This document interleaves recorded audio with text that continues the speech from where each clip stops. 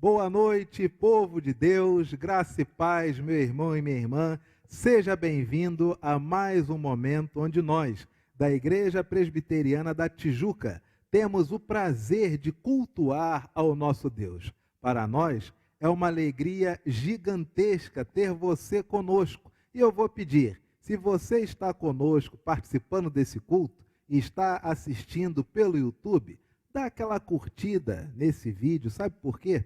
Porque a plataforma entende que este culto ele é importante e com isso ele recomenda este culto a mais e mais pessoas que querem cultuar ao nosso Deus. Se você está no Facebook, curte também, mas cria uma sala de vídeo, compartilha na sua linha do tempo. É muito rápido e ao mesmo tempo isso é muito importante, sabe por quê? Porque quando você inicia uma sala de vídeo ou você compartilha na sua linha do tempo, você está disponibilizando este culto para que todas as pessoas que fazem parte do seu ciclo de relacionamentos, elas possam participar junto com você. E eu sei que o seu desejo é que todas as pessoas que você conhece tenham a mesma alegria que você está sentindo, que você tem a possibilidade de dar para elas nesta hora, que é o quê? A oportunidade de cultuar ao nosso Deus. Então, curta esse vídeo, compartilhe na sua linha do tempo, crie uma sala de vídeo, vai ser uma alegria enorme para nós ver que mais e mais pessoas têm acesso a este culto ao Senhor e têm a oportunidade de cultuar ao nosso Deus. Já dei boa noite para você que está participando conosco do lado daí, e agora vamos falar com quem está do lado de cá. Boa noite, Marcelo. Boa noite, pastor. Como é que tá, beleza? Graças a Deus. Como é que vai a família? Tudo bem, graças a Deus. Eu quero saber o seguinte, e a Gigi cozinheirinha, ela já está assim já está preparando novas receitas para nos ensinar? Tá preparando, ainda mais agora na pandemia, né? Não pode brincar, não pode fazer, as restrições são grandes, então ela já está fazendo até curso online de cozinha, né? É mesmo? É. Ela está dando cursos? Não, ela está fazendo, está participando. Ela está fazendo os cursos? Está fazendo curso. Gente, e aí, como é que é você estar em casa junto com a família e participar assim, em tempo real desse processo aí culinário? Não, é excelente, até porque no final do processo tem a degustação, né? Que é a melhor parte para as outras pessoas, né? Você não emagrece de abençoado, rapaz. Meus queridos, nossas lembranças, nosso carinho para a família do Marcelo, para a Gigi, para o Gabriel, para a Paula. Boa noite, Thelma. Boa noite, pastor. Tudo bem? Tudo. Graças a Deus. Boa noite, Gilmar. Gilmar, aonde você está, Gilmar? As pessoas querem saber que férias longas são essas, em que local do globo você se encontra, Gilmar? Mande notícias. Queridos, nós vamos começar o nosso culto orando silenciosamente. Neste domingo, 27 de setembro de 2020, 26º domingo do tempo comum e também domingo da nossa Marcha da Solidariedade em prol do lar samaritano. A leitura que nos convida à oração silenciosa é o Salmo 92, versos 1 e 2, leitura que será feita pelo nosso presbítero Marcelo. Então, irmãos, convite à oração silenciosa e também queria convidar os irmãos que nesse momento possam retirar, né, tudo que dentro da nossa casa nos tira a atenção do culto, do louvor ao nosso Deus, porque depois de algum tempo, né, que nós já estamos experimentando essa nova realidade de assistir os nossos cultos virtualmente, todos percebemos que em nossas casas, às vezes, fica um pouco mais difícil de nós retirarmos todos aqueles elementos que nos distraem. Então, exorto aos irmãos para que se esforcem nesse sentido, para que nós possamos efetivamente estar aqui conectados ao culto, ao nosso culto vespertino. Então, vamos iniciando, lendo a palavra do Senhor, que está em Salmos 92, 1, 2, que assim diz: Bom é render graças ao Senhor e cantar louvores ao seu nome, ó Altíssimo. Anunciar de manhã a tua misericórdia e durante as noites a tua fidelidade. Ouçamos agora.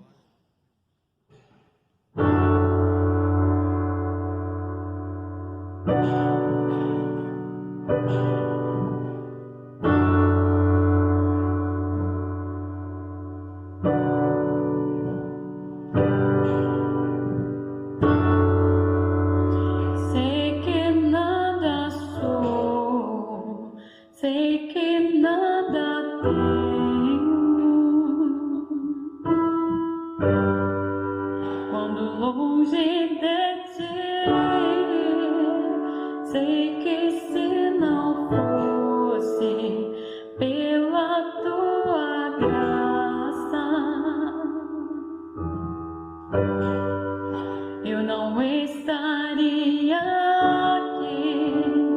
Sei que nada sou, sei que nada tenho. Quando longe de ti, sei que se não fosse pela tua graça, Deus, eu não estaria aqui. Venho a ti com o coração contrito, pois longe estou de me parecer contigo. Venho a ti, prostro aos teus pés.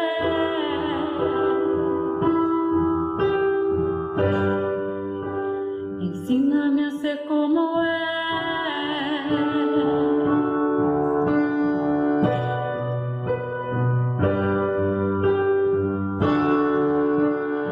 Sei que nada sou, sei que nada tenho. Quando longe de ti, sei que se não fosse pela tua graça, Deus, eu não estaria aqui.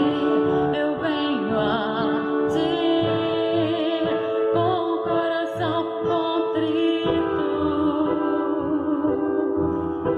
pois longe estou de me parecer contigo. Eis-me aqui, me prostro aos teus pés. Senhor, ensina-me a ser como és.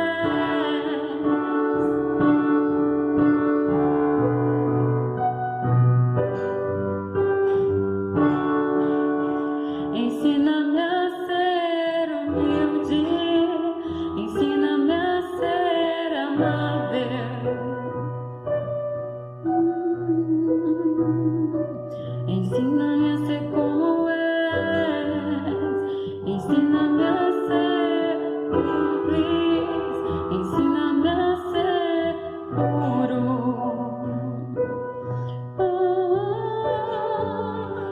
Ensina-me a ser como és, ensina-me a ser santo, ensina-me a ser obediente. Eu quero ser, ensina-me a ser como és. Eu venho a ti com o coração contrito, tão longe estou de me parecer contigo. Eis-me aqui, me prostro aos teus pés. Senhor, ensina-me a ser como és.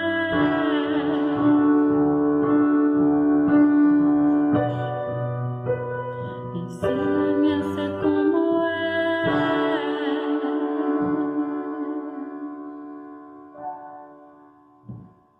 Depois de ouvirmos esse prelúdio, temos a oportunidade de adorar ao nosso Deus.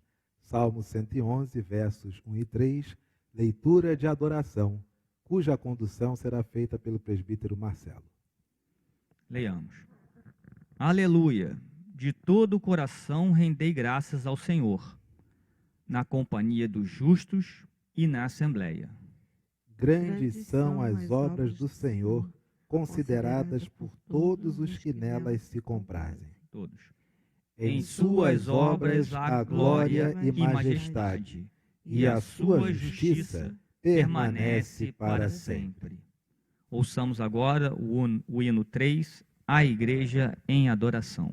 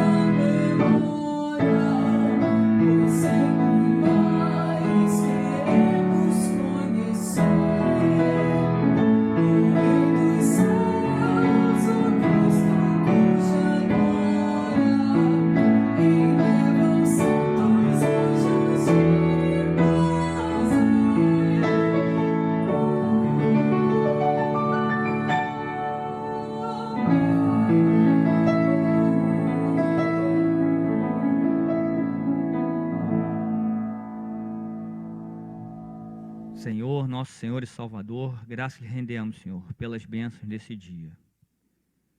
Agradecemos estarmos agora nesse momento de adoração que só a Ti é devido, Senhor. Nos auxilia, Senhor, para que nós possamos aproveitar este momento da melhor forma possível. Que nós possamos louvá-lo, engrandecendo o Seu nome, que o Senhor esteja conosco, esteja com nossa família, esteja com todos os irmãos da Igreja Presbiteriana da Tijuca, onde quer que eles estejam, Senhor. Que nós possamos, como corpo de Cristo, estarmos em verdade adorando ao Senhor. É o que nós pedimos, em nome do nosso Senhor e Salvador Jesus Cristo. Amém. Amém. A palavra do Senhor nos convida a confessarmos os nossos pecados a Ele. Filipenses 4, versos de 5 a 7. Leiamos de forma alternada. Seja a nossa moderação conhecida de todos os homens. Perto está o Senhor. Não andeis ansiosos de coisa alguma. Em tudo, porém, sejam conhecidas diante de Deus as vossas petições, pela oração e pela súplica, com ações de graça.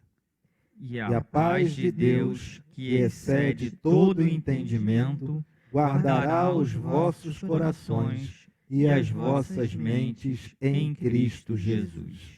Senhor Deus, louvado e engrandecido seja o seu nome.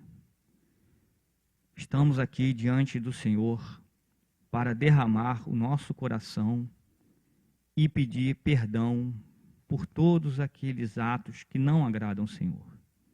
Senhor, sabemos que somos carne, que somos imperfeitos, que o nosso proceder não é justo e reto, mas com o seu auxílio, com o auxílio do seu Santo Espírito, pedimos que nos auxilie a sermos cristãos melhores, que o Senhor possa percursar nosso coração, que o Senhor possa nos ajudar a sermos melhores seguidores do que o Senhor colocou para nós, dos seus ensinos contidos nas suas santas Escrituras.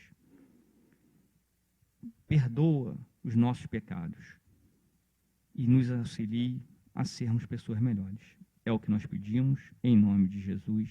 Amém. Amém. A palavra do Senhor nos traz uma declaração de perdão. Filipenses 4, verso 19, leiamos todos a uma só voz. E o meu Deus, segundo a sua riqueza em glória, há de suprir em Cristo Jesus cada uma de vossas necessidades. Perdoados de nossos pecados, saudemos uns aos outros com a paz de Cristo. Paz de Cristo, Paz de Marcelo, Cristo, pastor. paz de Cristo, Thelma, paz de Thelma. Cristo, Gilmar, paz de Cristo a toda a nossa igreja, aonde você estiver, que a paz que excede todo entendimento substitua qualquer vestígio de ansiedade no seu coração. É tempo de recebermos a palavra do Senhor. E para esta oração por iluminação, oremos com a nossa irmã, Thelma Mello.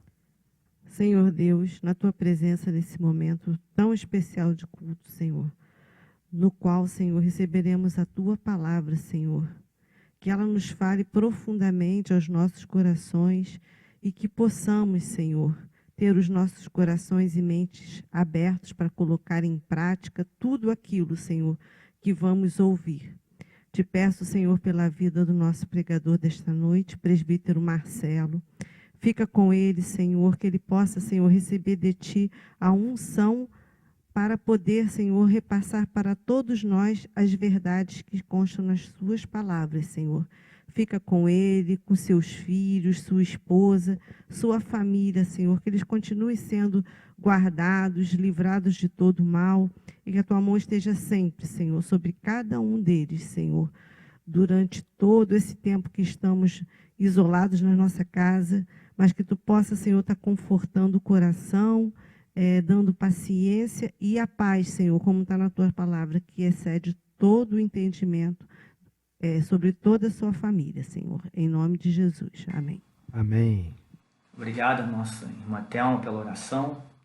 Então, hoje nós iremos refletir sobre o texto que está no Evangelho segundo Lucas, no capítulo 10, nos versículos de 25 a 37. Então, esse é um texto muito conhecido, né? Fala sobre o bom samaritano, mas ele é muito rico, né? Ele tem um ensinamento muito interessante, muito importante para as nossas vidas. Então sempre cabe uma reanálise. E eu realmente até me surpreendi, porque quando fui fazer essa reanálise eu vi alguns aspectos que eu já não tinha visto nas leituras anteriores. Então, fiquei muito feliz de estudar novamente esse texto e trazer essa reflexão para os irmãos. Bem, nessa nova análise que eu fiz, eu vi que esse texto ele cabe para a gente interpretá-lo melhor, né, e entendê-lo melhor, dividir ele em duas partes. São, assim, uma divisão que fica bem latente quando a gente lê, né, que é dos versículos 25 ao 28, né, a primeira parte, que se prende a responder ao que o intérprete da lei perguntou, né, seria: que farei eu para herdar a vida eterna? E uma segunda parte, do 29 ao final, ao 37, que seria destinado a responder uma outra pergunta, que é a pergunta que ele, né, refaz, que seria: quem é o meu próximo? Né? A segunda indagação que ele faz. Então, para a gente ler, então vamos começar aqui a fazer a nossa leitura aqui, examinando aqui a nossa única regra de prática e fé, né? A nossa Bíblia. Então, começa assim o texto, no versículo 25. E eis que certo homem, intérprete da lei, se levantou com o intuito de pôr Jesus à prova. Quer dizer, já é a primeira questão que a gente pode refletir. Você vê a intenção no coração desse homem, que, apesar de ser, né, um homem conhecedor da Bíblia, né, da Bíblia, sua até então escrita, né, ele não tinha um coração, digamos assim, puro, ou um coração de acordo com essa atitude dele, um coração que queria realmente o bem, ou fazer o bem, ou estava querendo auferir mesmo algum conhecimento de Jesus. Não, ele só vai fazer a pergunta que ele vai fazer à frente para pôr Jesus à prova e angariar, né, informações que pudessem ser utilizadas exatamente contra Jesus, acusando-o de alguma coisa, né? Então a gente já vê, já percebe essa má intenção, né, já inicial desse dito intérprete da lei. Bom, então ele colocou, né, intuito de pôr Jesus à prova, e disse-lhe. Aí vem que o intérprete disse a Jesus: Mestre, que farei para herdar a vida eterna? Então essa é a primeira pergunta, né? Essa é a primeira pergunta que vai nortear essa primeira parte desse texto. Então, o que farei para herdar a vida eterna? Então Jesus, naturalmente, Jesus, Deus que era, percebeu que o intuito dele não era efetivamente auferir conhecimento de Jesus ou progredir no seu conhecimento da palavra ou querer viver como a palavra, nada disso que seria louvável, né? O intuito dele era só realmente colocar Jesus à prova para ter alguma informação que pudesse usar contra ele. Então Jesus devolve a pergunta com uma outra pergunta, né? E a pergunta que Jesus faz é: o que está escrito na lei? Como interpretas? Então Jesus, sabendo que ele era um conhecedor da lei, né, já fala assim: ué, você é um intérprete da lei, um conhecedor da lei, o que está escrito na lei? Nós temos em mente, né, que Jesus falou em Mateus 5,17 que ele não veio revogar a lei, e sim veio cumpri-la. É por isso que ele reforça aqui. Você quer saber para herdar a vida eterna, o que você tem que fazer? Mas o que está escrito na lei? E aí, quando Jesus fala isso, que está escrito e como interpretas, a isto respondeu quem estava questionando, Amarás o Senhor teu Deus de todo o teu coração e de toda a tua alma, de todas as tuas forças e de todo o teu entendimento. E amarás o teu próximo como a ti mesmo.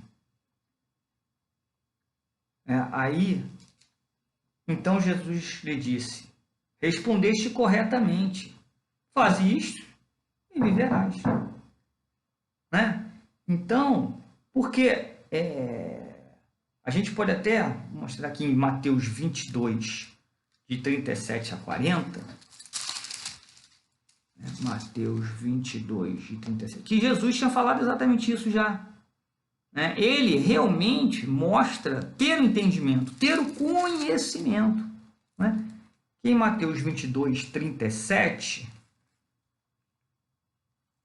Mateus 22, 37, respondeu-lhe Jesus, amarás o Senhor teu Deus de todo o teu coração, de toda a tua alma e de todo o teu entendimento. Este é o grande e primeiro mandamento. O segundo, semelhante a este, é amarás o teu próximo como a ti mesmo. Quer dizer, ele já tinha respondido de forma até se coadunando com o entendimento expressado pelo próprio Jesus. Isso mostra que ele realmente era um camarada conhecedor da lei. E que lei? Que lei é essa? Então, até para saber, eu fiz uma comparação com o Catecismo Maior. Nós temos lá no Catecismo Maior uma pergunta, que é a de número 93, que diz, o que é a lei maior?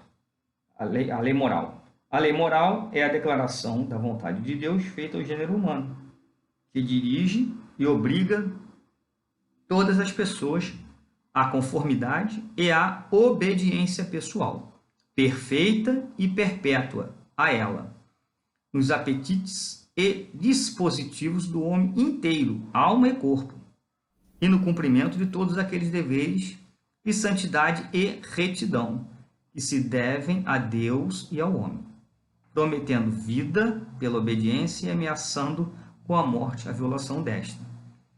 Isso o que é a lei moral.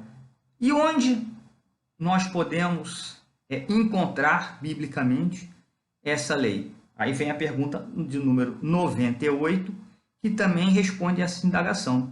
Onde se acha a lei moral resumidamente compreendida? Resposta. A lei moral acha-se resumidamente compreendida nos 10 mandamentos, que foram dados pela voz de Deus no Monte Sinai, por eles escritos em 2 tábuas de pedra, e estão registrados no 20º capítulo de Êxodo. Os 4 primeiros mandamentos contêm os nossos deveres para com Deus. Os outros 6, os nossos deveres para com o homem. E é muito interessante aqui, que acho que a maioria dos irmãos até já fez esse estudo dos 10 mandamentos e essa classificação.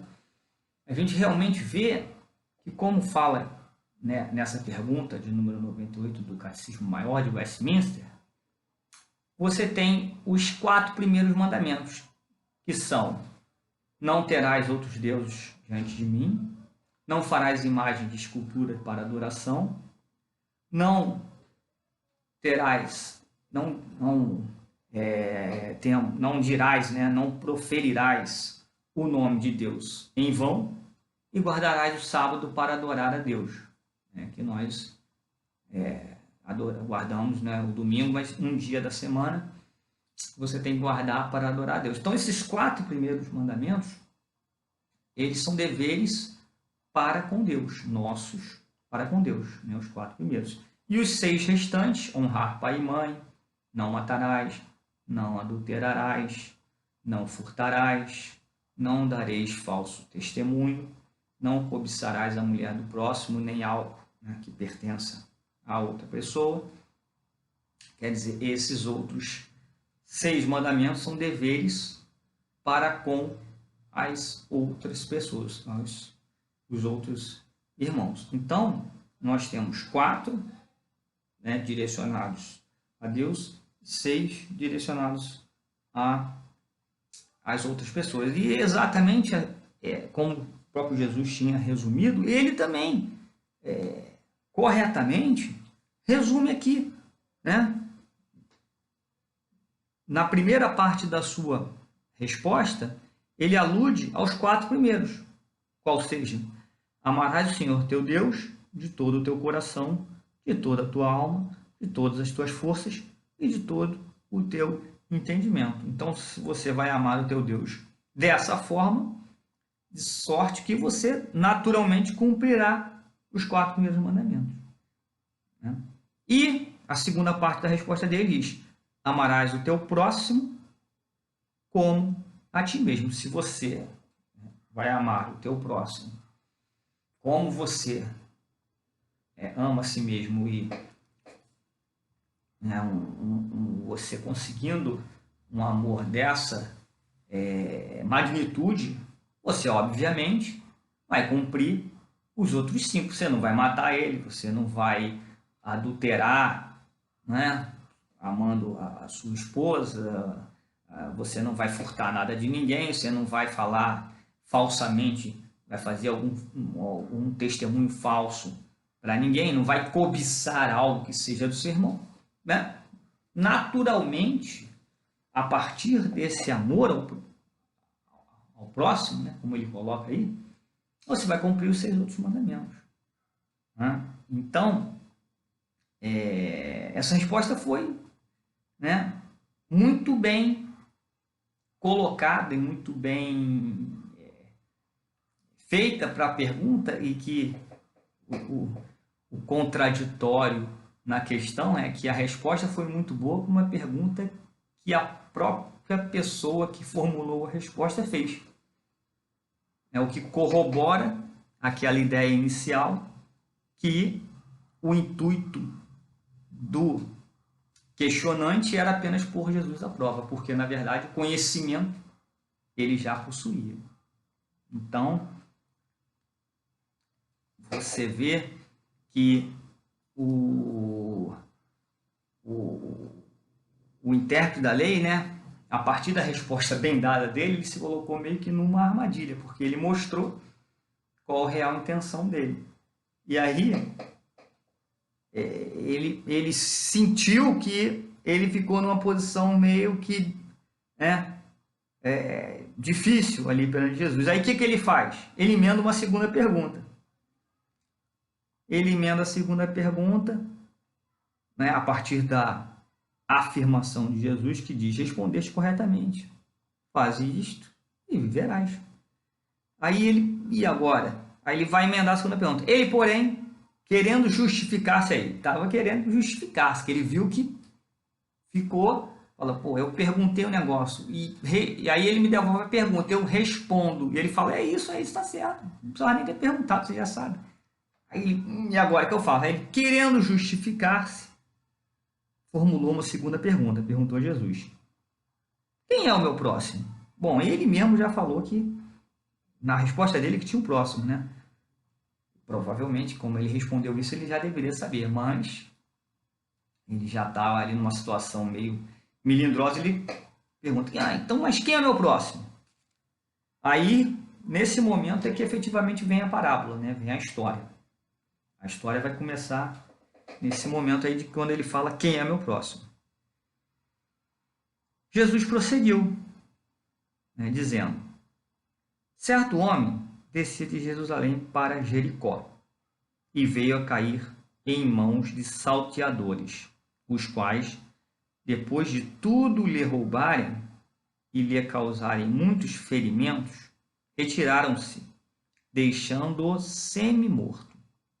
Então, uma situação, foi roubado de todos os seus pertences e ainda foi ferido, né? E estava lá numa situação como semi-morto lá no caminho lá entre Jerusalém e Jericó.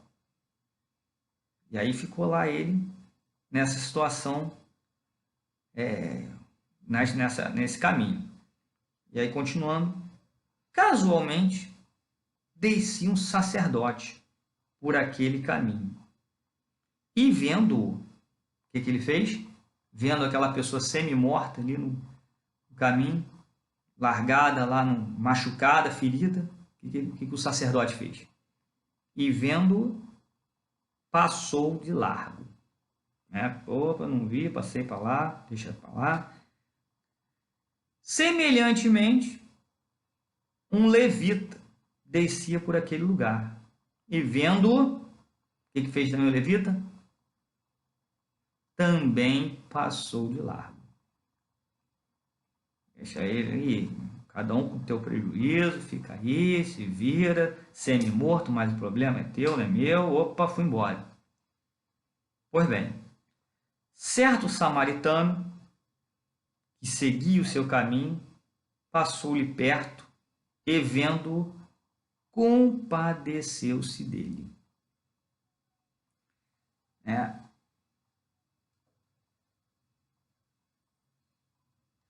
Compadeceu-se dele. E, chegando-se, pensou-lhe os ferimentos, aplicando-lhes óleo e vinho.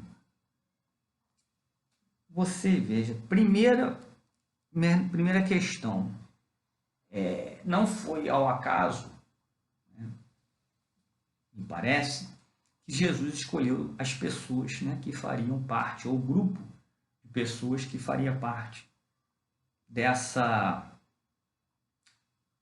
parábola que ele contou. Né? Primeiro ele fala que um sacerdote, de quem mais se esperaria agir de acordo com a palavra de Deus e ter compaixão, né, daquela pessoa e ajudá-la, do que uma pessoa justamente, né, que vive, conhece a palavra, né, é um religioso, né? Então esse sacerdote certamente vai parar para auxiliar aquela pessoa. Aí passa de largo, já causa o primeiro espanto. Segunda pessoa, um levita, ou um tribo lá de Israel, uma tribo inclusive que cuidava do templo, né? Os levitas eram as pessoas que cuidavam do templo. As pessoas que estavam ali diretamente ligadas à religião. Então, o levita vai, não é possível, ele passa ao largo também. E aí vem um samaritano. Né? E aí a gente precisa pensar o que seria um samaritano naquela época. Né? Por quê? Eu andei, até uma coisa muito interessante, que exorto aos irmãos que tiverem a oportunidade de também fazer, pegarem livros, né, que às vezes nem são necessariamente religiosos, mas no meu caso foi um livro histórico, A História de Israel, o autor é John Bright, e que você vai vendo que pela história as coisas vão se encaixando com a própria Bíblia, né? Com os próprios fatos históricos que a Bíblia nos reporta. Muitas coisas estão, né? Você vai vendo, né, num outro livro exatamente aquilo que aconteceu e fechando as ideias com a Bíblia. É muito legal isso, né? Dá uma maior firmeza para você ler corretamente a Bíblia, e é bem legal essa história de Israel, que ele fala que Samaria, que era uma localidade de Israel, né, do reino do norte, quando os reinos estavam divididos em Israel e Judá, E nessa Samaria, depois, né, de um tempo, quando lá reinava o rei Oséias, o reino de Israel já tinha sido tomado, né, em grande parte pela Assíria. A Síria já tinha dominado grande parte do reino de Israel, mas aquela parte de Samaria ainda continuava sob a administração própria, né, com o rei Oséias, mas ele já era como um vassalo do rei da Assíria. Ele pagava tributos ao rei da Síria. E em certo momento, Oséias entendeu que poderia se livrar dessa posição de submissão com relação à Síria e tentou uma aliança com o Egito para poder não pagar mais esses tributos à Síria. E efetivamente não pagou. Só que as coisas não saíram muito bem como ele pensava, né?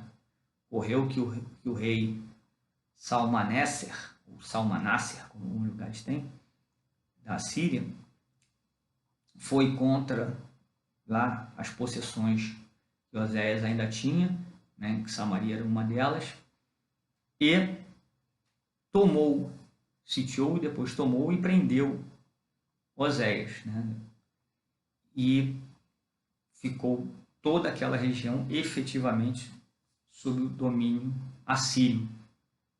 E o sucessor de Salmanasser, que foi Sargão II, ele levou a cabo uma estratégia que a Síria tinha nos territórios ocupados por ela. Então, para diminuir a resistência daqueles povos que foram subjugados, né, o que eles faziam? Eles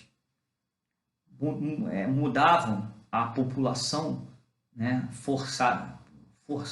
forçosamente, né? Eles faziam esses êxodos entre as populações. Então, ele pegava uma população parte de uma população que era de uma outra local do império e mandava para uma outra e fazia uma troca, ia trocando de forma que desse modo, ele quebrava aquelas resistências das populações originárias daquela terra, né? Que conheciam a terra, que já se conheciam, que tinham ligações familiares, etc. E assim ele diminuía a resistência à ocupação assíria, né, dentro dos territórios que ela dominava, né? E isso, inclusive, está no livro, está aqui na Bíblia. A gente pode até fazer uma leitura rápida no segundo livro de Reis, né? Aqui, segundo livro de Reis, no capítulo 17,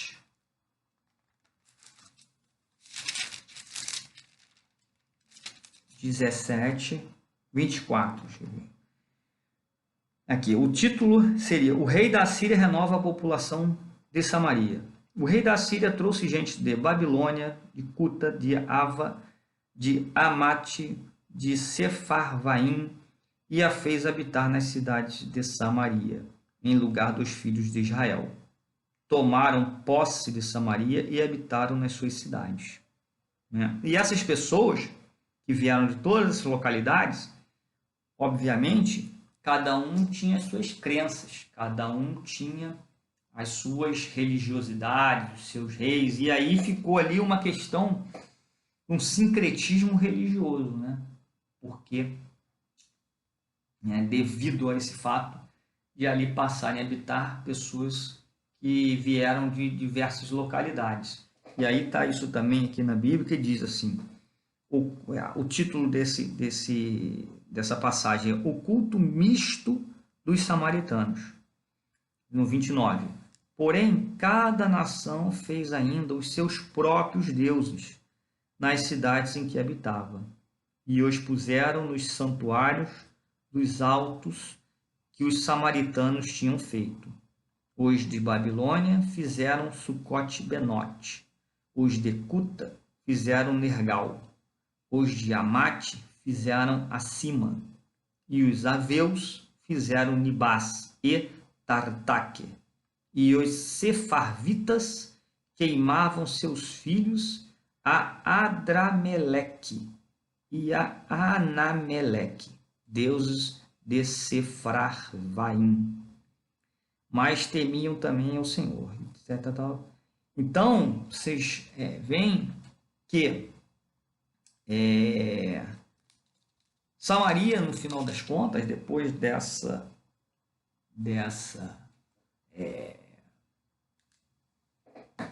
modificação populacional que Sargão II, rei da Síria, promoveu, ficou um lugar assim de muitos povos e muitas crenças religiosas diferentes. Por isso, né, os israelitas eram muito reticentes com as coisas de Samaria. Então, eles não tinham em grande consideração os samaritanos, por causa dessa miscigenação grande que tinha lá e pessoas que adoravam diversos outros deuses. Então, em Israel, para os israelitas, né, os samaritanos eram pessoas que não eram muito consideradas, não tinham um conceito, né, muito bom para eles. Então, penso eu que exatamente para criar assim um maior impacto, né, Jesus coloca essas três pessoas, né, o sacerdote, né, o levita e o samaritano. E justamente do samaritano é que vem a atitude que se esperava, né, que tivesse vindo do sacerdote ou do levita. Então, aqui a Bíblia de Westminster, ela até faz uma colocação que eu achei interessante, que ela fala: nessa parábola de crítica ao sistema religioso, a plateia esperava que Jesus, após ter mencionado um sacerdote e um levita, fosse mencionar um leigo israelita. A inclusão do samaritano, bem como da sua bondade, foi algo totalmente inesperado. Então, acho que isso foi colocado aí exatamente para causar esse espanto. E, na minha interpretação agora, eu acho que isso aí também é para colocar que Jesus colocava, né, que as pessoas não eram que aqueles fariseus e os homens da lei queriam mostrar conhecimento, queriam mostrar quando né, estavam jejuando, que estavam abatidos e que tinham conhecimento. E na hora de praticar, na hora de, em suas vidas pessoais, efetivar aquele conhecimento, não o faziam. Né? Então, esse tipo de atitude em nada é aproveitada. Não adianta nada você ter conhecimento, você ser de uma tribo A ou B, de você ter posto A ou B, de você ser um oficial de alguma igreja, você ser o que quer que seja, porque isso por si só não leva a nada, né? Não leva a você ter uma posição privilegiada de alguma forma, porque o que vai levar efetivamente a você ser um bom cristão é o que? Seguir a lei. É o que o intérprete sabia, né? Ele deu uma resposta excelente. O problema é que o coração dele estava endurecido. Ele até podia saber, teoricamente, né, o que fazer, mas ele não fazia. Então, aí que está, acho que o cerne da questão. Né? O cerne da questão está que não importa quem seja, mas O importante é conhecer e aplicar. Assim como quem que foi que aplicou? O samaritano, né? Então, ele compadeceu-se dele. Então, quem compadeceu-se dele? Quem tratou aquela pessoa que estava semi-morta à beira de uma estrada com amor?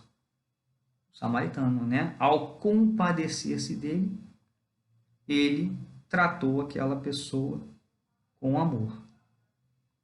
Então, chegando-se, pensou-lhe os ferimentos, aplicando-se óleo e vinho e colocando-o sobre o seu próprio animal, levou-o para uma hospedaria e tratou dele. Olha só, e não ficou só nisso. No dia seguinte, tirou 2 denários e os entregou ao hospedeiro, dizendo: cuida deste homem, e sendo alguma coisa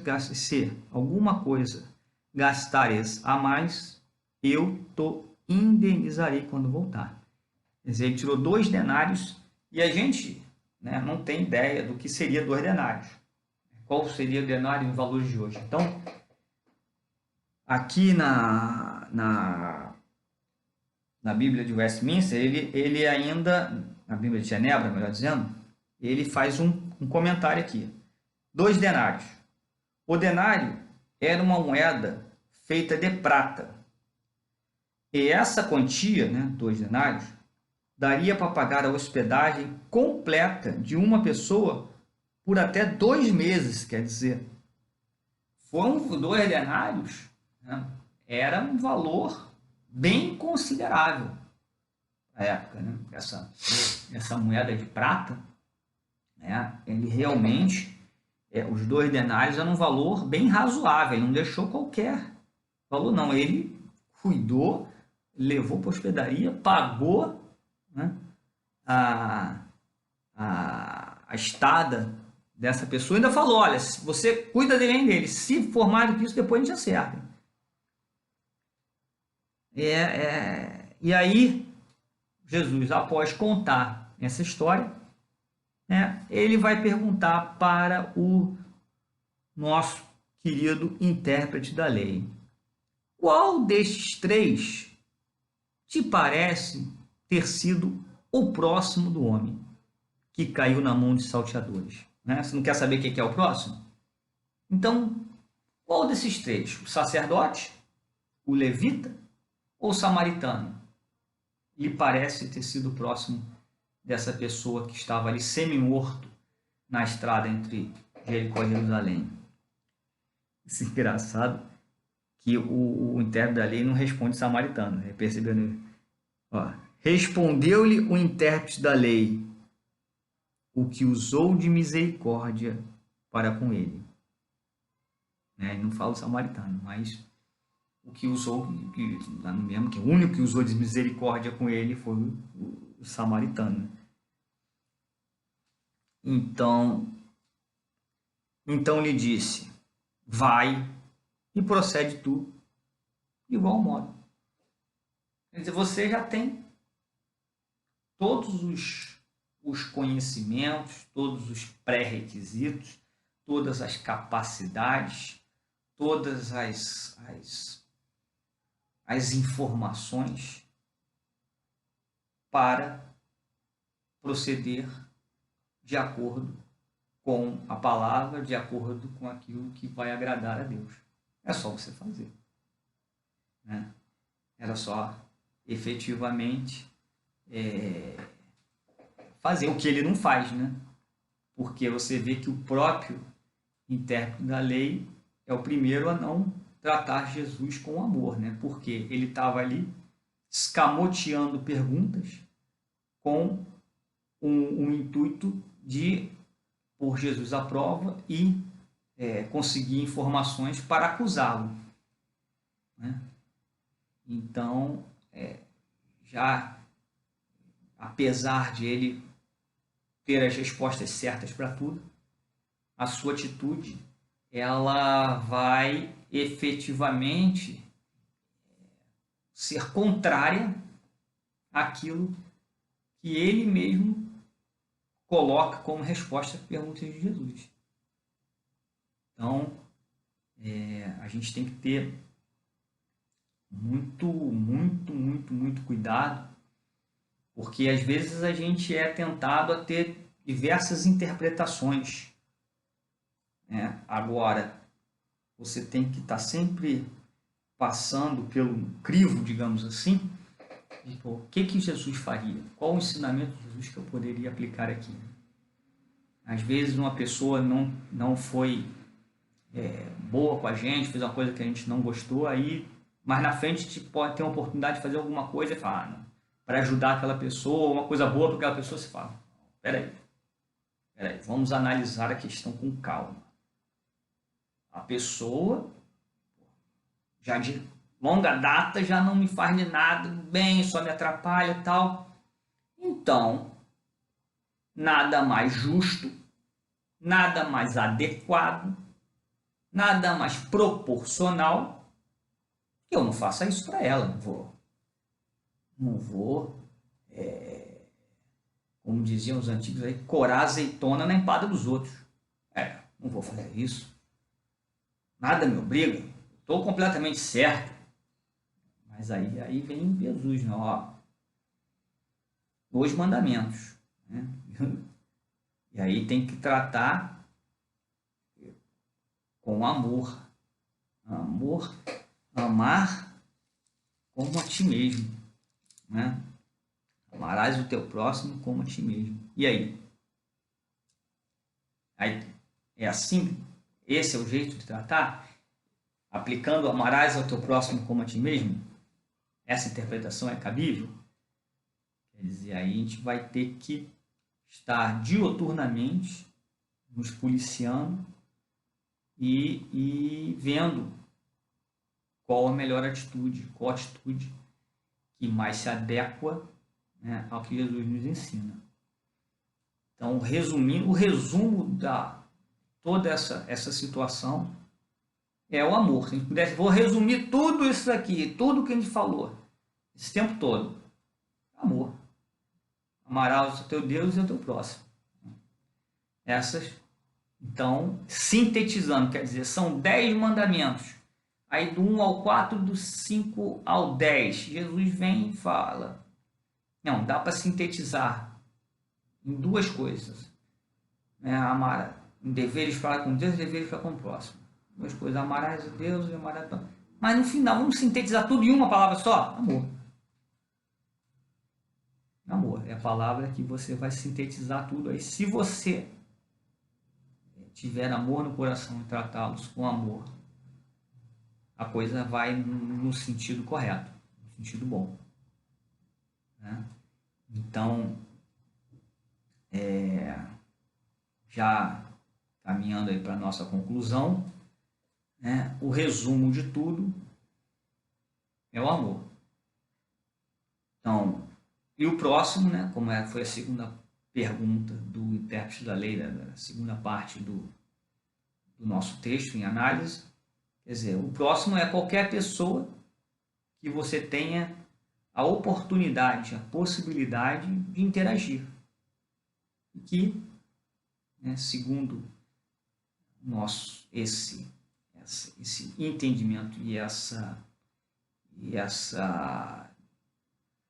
determinação, né, e essa que o próprio Jesus nos dá, esse próximo, né, que é qualquer pessoa, né, que você tem essa possibilidade, essa oportunidade de interagir, deve ser tratada com amor. Esse é o grande mandamento. Então, que a gente deve ficar de resumo de tudo isso é essa questão. Não adianta conhecer a palavra, estudar, ler, se aprofundar, fazer uma exegese completa, se não tiver, né, o amor.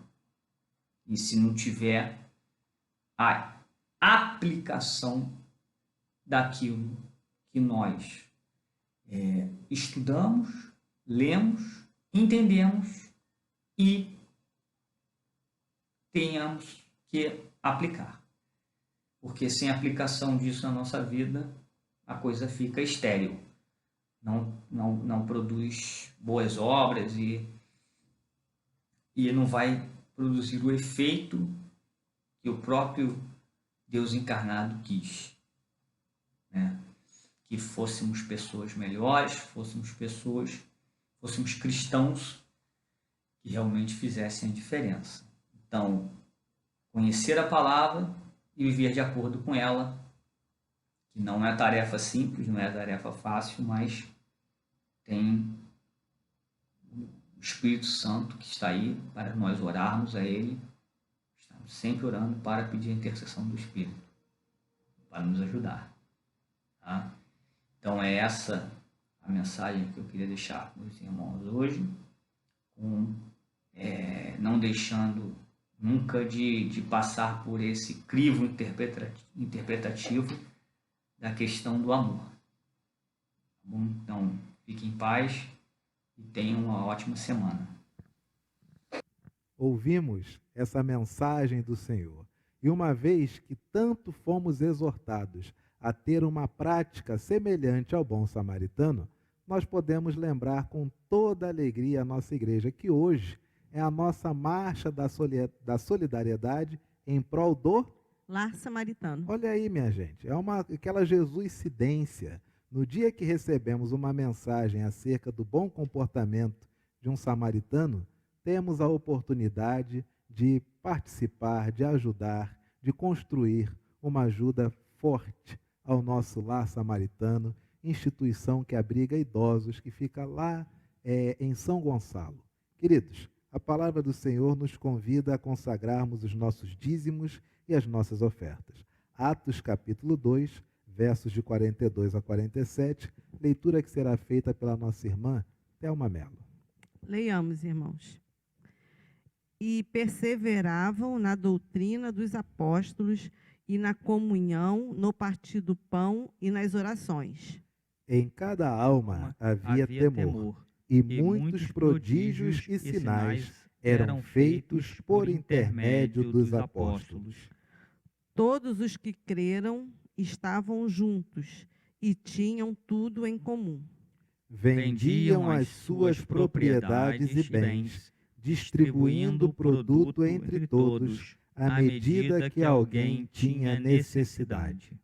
Diariamente perseveravam unânimes no templo, partiam pão de casa em casa e tomavam as suas refeições com alegria e singeleza de coração, louvando a Deus e contando com a simpatia de todo o povo.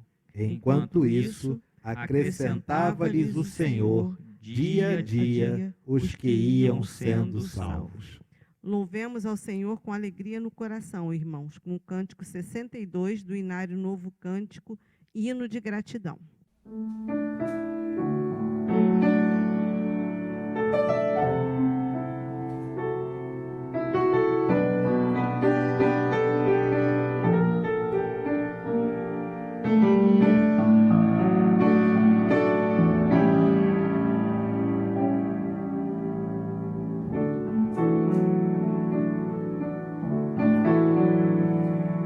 Graças te dou por tudo que me deste.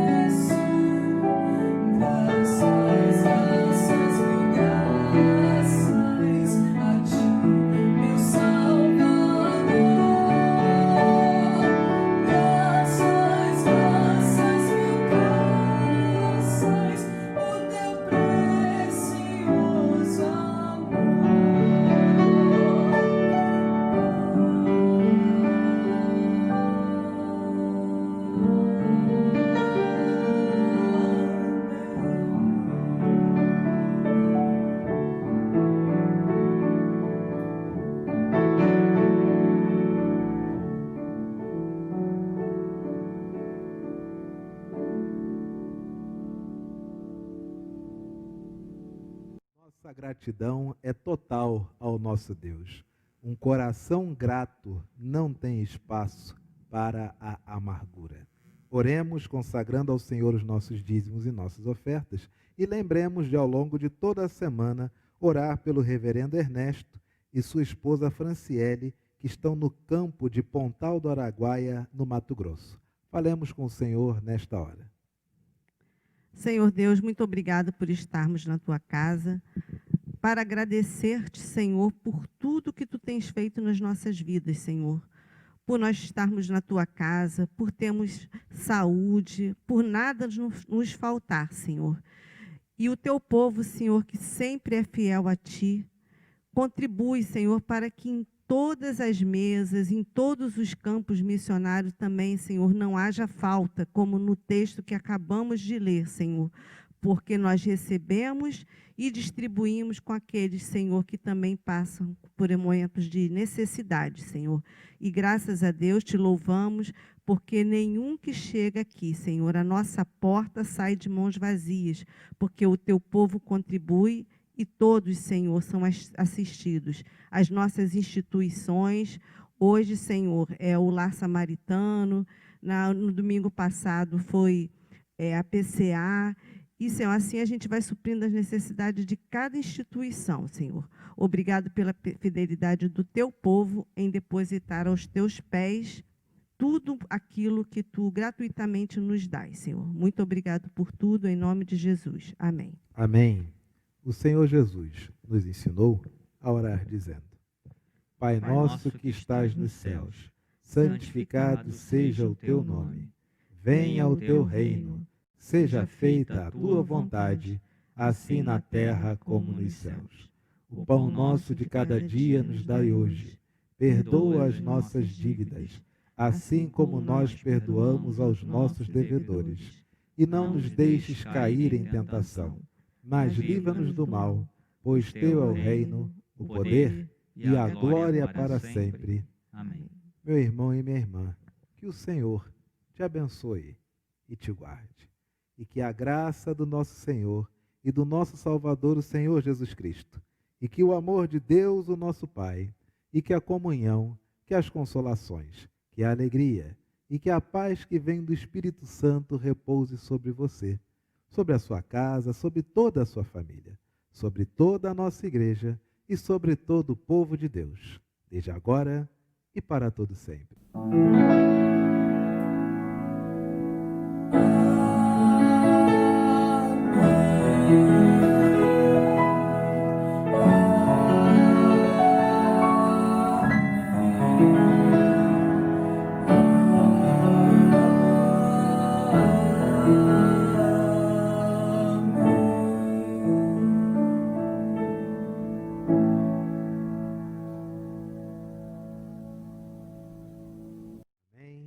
e amém. Amém.